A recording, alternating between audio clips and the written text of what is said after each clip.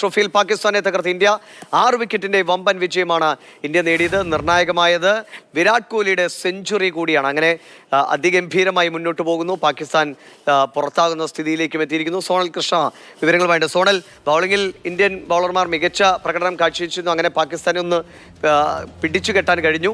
ആ ഒരു ആധിപത്യം അല്ലെങ്കിൽ ആ ഒരു അഡ്വാൻറ്റേജ് തീർച്ചയായും നമ്മുടെ ബാറ്റ്സ്മാൻമാർക്ക് കിട്ടി. കുറച്ചുകൂടി സമ്മർദ്ദമില്ലാതെ കളിച്ച് അങ്ങനെ അനായാസം എന്ന വണ്ണം ജയത്തിലേക്ക് എത്തി അല്ലേ? തീർച്ചയായിട്ടും ആദ്യഘട്ടം ബോളിങ്ങിലും ചെറിയൊരു അപാകതകൾ ഉണ്ടായിരുന്നു. പിന്നീട് അത് പരിഹരിക്കുന്ന കാഴ്ച നമ്മൾ കണ്ടതാണ്. അപ്പോഴൊക്കെ പൂർണ്ണ ആധിപത്യം നമ്മുടെ ഇന്ത്യൻ ബൗളേഴ്സിൻ്റെ ആ ഗ്രൗണ്ടിൽ നമുക്ക് കാണാൻ കഴിയുന്നതായിരുന്നു. ഇതിനുശേഷം ബാറ്റിങ്ങിലും അത്തരത്തിൽ കൃത്യമായ പ്ലാനോട് കൂടി തന്നെയാണ് ഇന്ത്യ കളിച്ചത് എന്ന് നമുക്ക് പറയേണ്ടി വരും. ആദ്യഘട്ടത്തിൽ രോഹിത് ശർമ്മ പുറത്താകുന്ന സാഹചര്യത്തിൽ ഗില്ലും കൃത്യമായി തങ്ങളുടെ സ്ട്രാറ്റജി ഉപയോഗിച്ച് കളിക്കുന്ന സാഹചര്യമുണ്ടായി.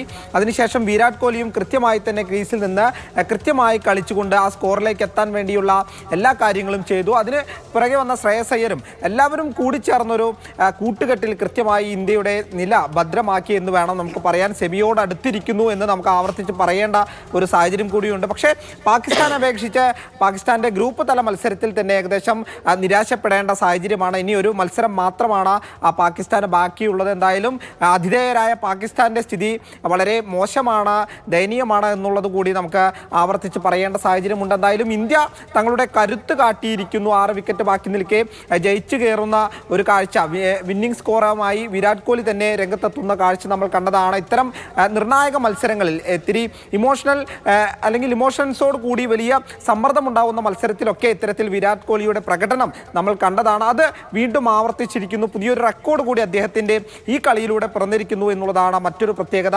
ഏകദിനത്തിൽ 14,000 തികയ്ക്കുന്ന, ഏറ്റവും വേഗത്തിൽ 14,000 തികയ്ക്കുന്ന താരമായിട്ട് വിരാട് കോഹ്ലി മാറുന്ന കാഴ്ചയാണ് നമ്മൾ കണ്ടത്. സച്ചിൻ്റെ റെക്കോർഡാണ് കോഹ്ലി തകർത്തെറിഞ്ഞിരിക്കുന്നത് എന്നുള്ള ഒരു കാര്യം കൂടി ഇതിനോടകം പങ്കുവയ്ക്കേണ്ടതുണ്ട്. അദ്ദേഹം എന്തായാലും വിന്നിംഗ് സ്കോർ അതൊരു 4-ലൂടെ അടിച്ച് കൃത്യമായ ഒരു രീതിയിലേക്ക് കളിയെ എത്തിച്ചു എന്ന് നമുക്ക് ആവർത്തിച്ച് പറയേണ്ടി വരും. ഇനിയുള്ള മത്സരങ്ങളെല്ലാം തന്നെ നിർണായകമാണ്.